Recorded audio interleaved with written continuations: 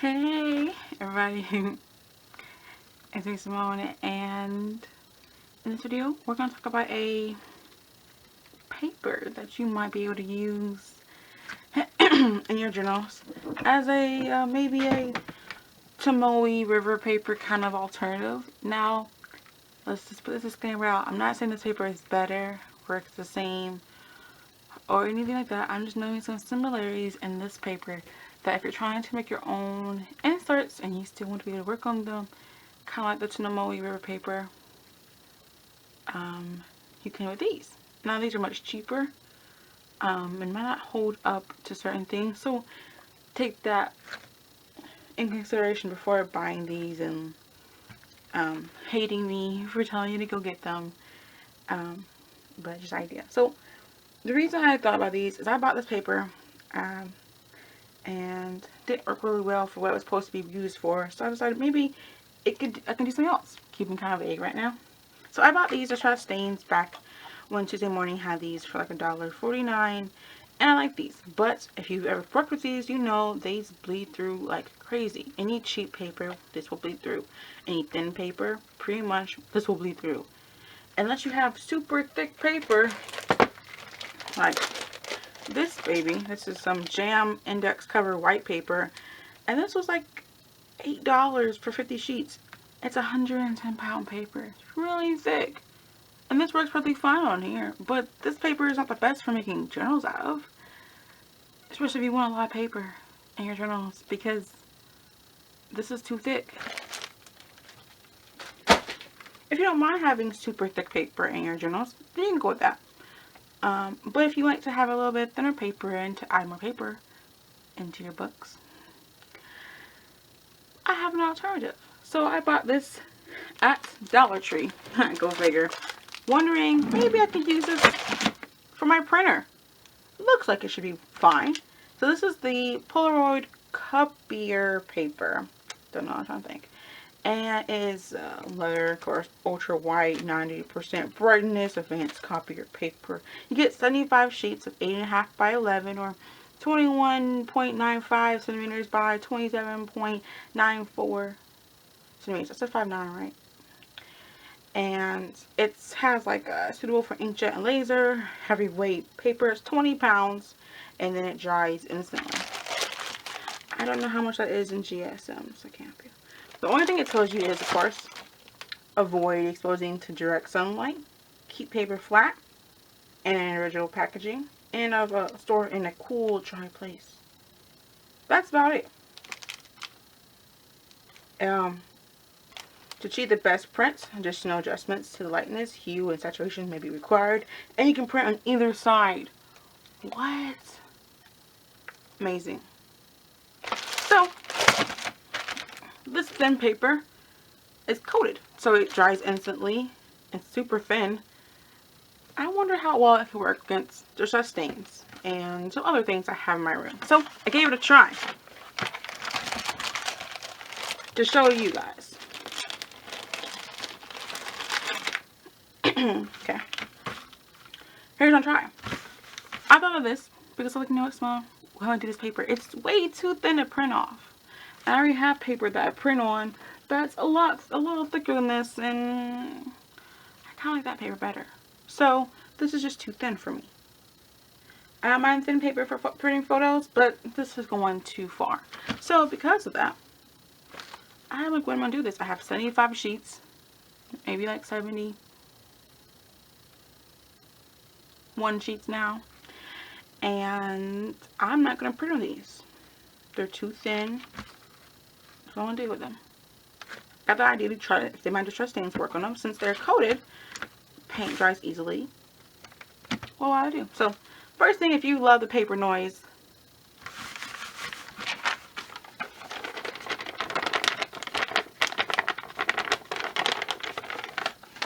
you get all the goodness. It's crinkly goodness. Second thing is the distress stains actually do work on here, but let me give you my warning. Flipping the page over, I use them pretty heavily handed on here. They do somewhat shadow. Now, they don't shadow the exact color they are. There's a shadow over here. I don't think you can see that. of the Lucky Clover color, which is an in-between between like a forest green and like a grass green. More like a evergreen kind of color. But on the back is a light green, like light grass green, peeking through. I think I picked either abandoned coral or festive berries. I don't know which one I picked. And you can kind of see it peeking through, but I added a lot of water and I added a lot of color. And it's starting to peek through. It's still shadowing, but there's little peaks of the color coming through. And then the wilted violet is a decent shadow, but super light. So it doesn't bleed through that much. If you go over it, just go over it and just spread your color like this, no bleed through. I did another sheet to make sure. On this side is some orange color I used. I forgot. And on this side, I sprayed my homemade inks on, which did not bleed through. Where there's where a puddle kind of landed, there was a little bit of shadowing, but besides that, you can't tell that I did some distress stains on the other side. And I know it's a little hard for you guys to see, but I'm gonna go again. This time I'm using the Blueprint Sketch.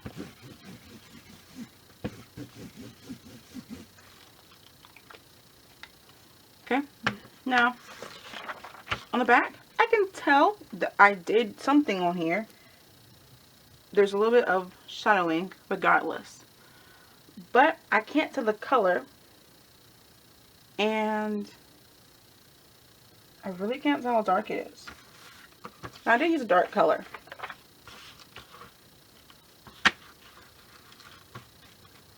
Now you can do some cool things you can do with Tomoe word paper, which is I could clean my lines out, as you saw before. I can actually reactivate these and blend them out with some water before they fully dry and the paper absorbs them. And you can't tell I did that on the back.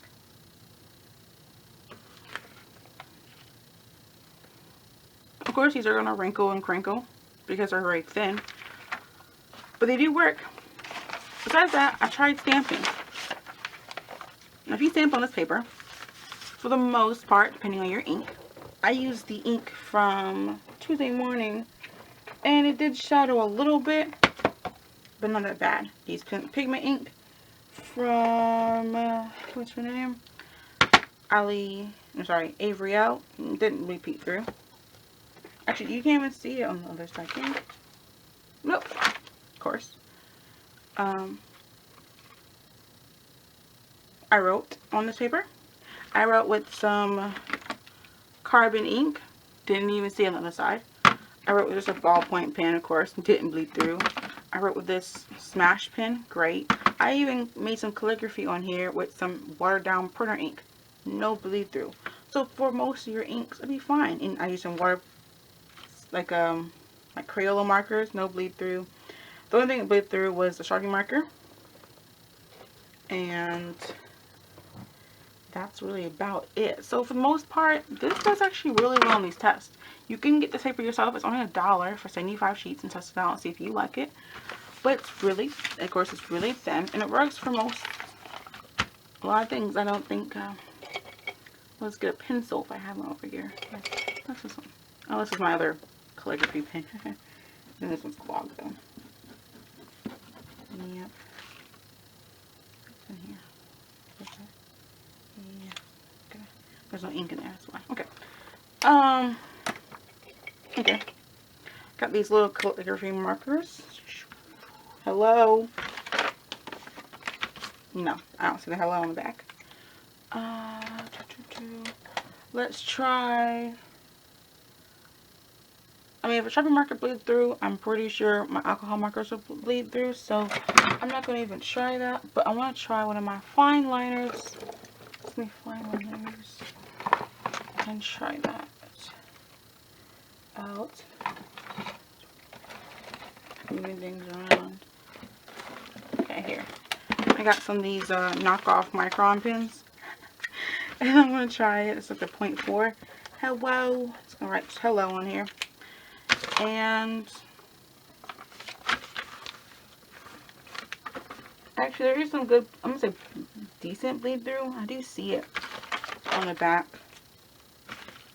So I'm going to do it again. Hello, my life. Okay.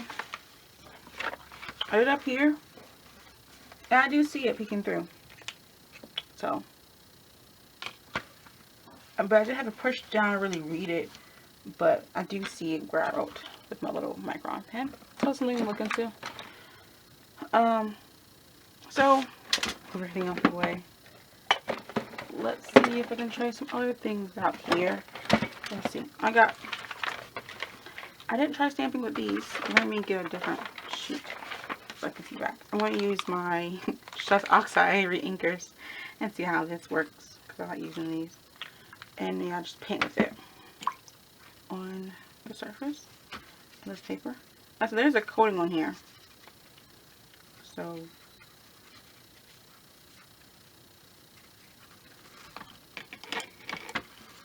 flip over. Nope. I can see where the paper is like crinkling, but besides that, I don't know what that thing is. Alright, let's try stamping with one of these. Try a darker color, like this red here. That sounds like nice. And let's get a stamp. I'll use this word stamp here. Just try it. Boom. Cool. Stamp it a couple times. Let's see what happens. Just turn it into a hot mess. See what happens. Another side. I can see a little bit of shadowing right here. That's where the light ink's kind of peeking through.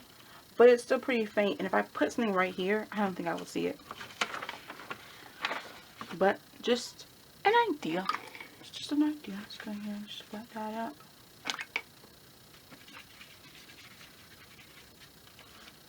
Okay.